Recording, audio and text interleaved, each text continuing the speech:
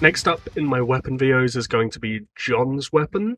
John's weapon is, of course, one of the most premium weapons in the game. He is currently in store on Mondays and Saturdays, and undiscounted at least.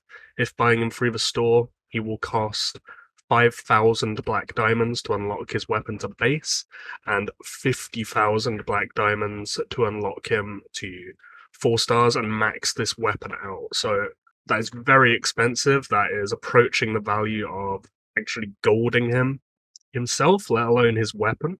But of course, he is a very, very strong commander for the bleed synergy. He is, past Sonara and Rhea, the most important commander to that build. The power spike when you get John to gold 4-star is massive if you are playing in that pay bracket, because of how his 4-star ability effectively enables the bleeds of the build to just a new level, since Rhea generates bleeds off critical strikes, and he of course is the best generator of critical strikes in the game. So I have here in a spreadsheet everything you could want to know about his weapon and his awakening. So here is awakening stats: 56.4% total attack and health, 58.4% total defense at gold 4-star, and then his awakening ability, your frontline troop type will get a 15% normal attack damage reduction for 15 seconds, and then all melee units will have a 20% chance of causing a critical strike for the first 25 seconds. And remember, with Rhea present, a critical strike will also mean a bleed, so you're effectively doubling up the additional damage you'll get from these procs. Bleed also stacks, so there's no overwriting of bleeds or losing any value from bleed damage. This can also be multiplied further through things like the ship, which increases bleed damage, the dragon skill that increases that, and so on. Throughout all this analysis, I don't include that as a variable just to not make it too complicated, but note that because of that, John can effectively be even better than I actually list here in this video. So as far as his weapon goes, the base weapon won't actually add any damage to you at all in terms of his awakening ability. Unlocking the weapon to base and the 4th star will only affect the normal damage reduction for the first 15 seconds. The 1st, 2nd, and 3rd star, they will only affect the critical strike multiplier, which again will also scale into the bleeds as well. So I have here what you could attribute the normal damage reduction value to across the entire fight when accounting for uptime. The formula for that is this. If you want to know, the reason is this percentage is because the first 5 seconds of the fight, typically, you're losing that time to movement time. So this is only going to be affecting it for the first 10 seconds. It will be 10 seconds out of 35 seconds as a general average. So the jump here is actually a bit more significant than I actually thought it would be going in. It's about a 1.4% overall damage decrease from normal attacks at the jump from his base awakening to his base weapon, and then 3-star to 4-star.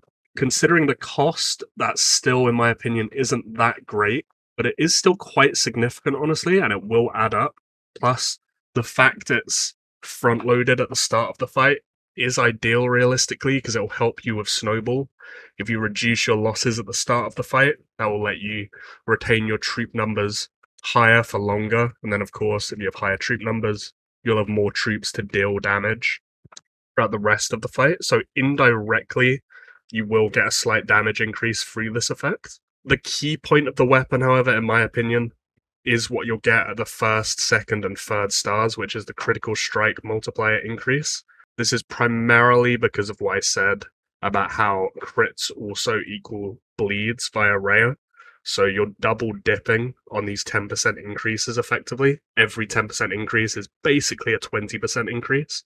And I have some charts here going over the exact increases of what you'll actually get from these higher effects throughout. I have 3 different scenarios here. One is John without Sonara. It's still with Rhea, so it's still including the double dipping effect of the crits becoming bleeds. This is pretty much only possible in like a female hybrid with 4-star Rhea weapon, which is something I've made a video about previously, where you can run 4 females, with one being Rhea with 4-star weapon and John, an effectively hybrid bleed and female, and just omit the normal attack synergy part of the build. And I list it with John, with Rhea, and with Sonara, but without her weapon, so just her base awakening effect, and then again with Sonara, but with her 4-star weapon, as well as her default effect as well, of course. So all of these charts are very mathy. The formulas to figure all this out also very mathy. But to just go over what these are showing, this tab is the percentage damage you're getting from a normal attack on average without Sonara or John. So this is what we can judge the increases of. This is what you'll get on average from normal attacks with just Sonara with her 4-star weapon as a percentage amount of damage compared to having no Sonara at all as the baseline. And then finally, you have the comparison to the baseline with Sonara with 4-star weapon and John with all the different stages of his weapon. So due to how the leveling process works, base awakening is the same as base weapon, and 3-star weapon is the same as 4-star weapon. It's just these 3 here, which will really change.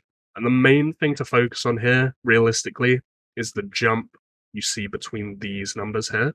So it's about a 10% increase in total damage you're getting from normal attacks, bleeds, and crits all multiplied up together, going from John's base weapon to John's 3-star weapon.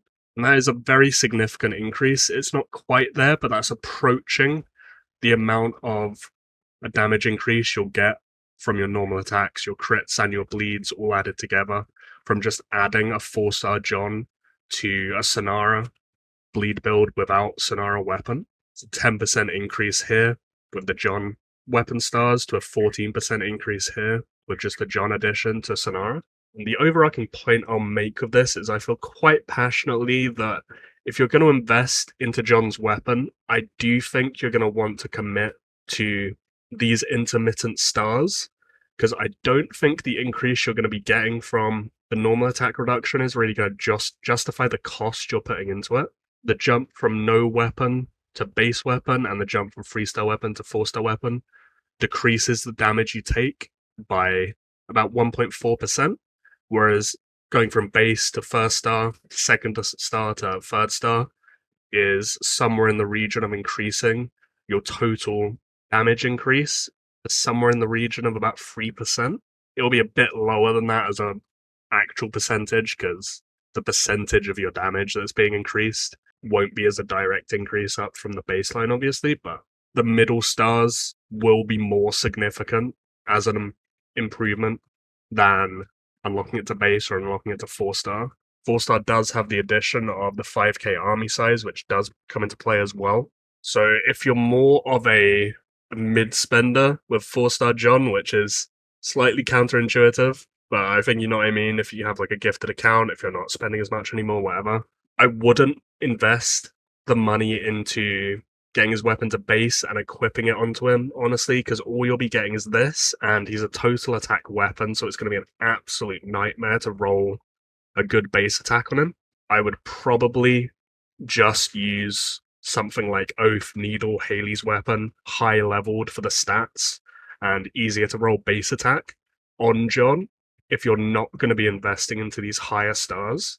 Of course, the higher stars are very good if you can afford it, but I do think if your budget is more limited, even in this pay bracket, it will probably be better invested elsewhere. I'd much rather have levels on Sonara's weapon, on Rhea's weapon, things like that.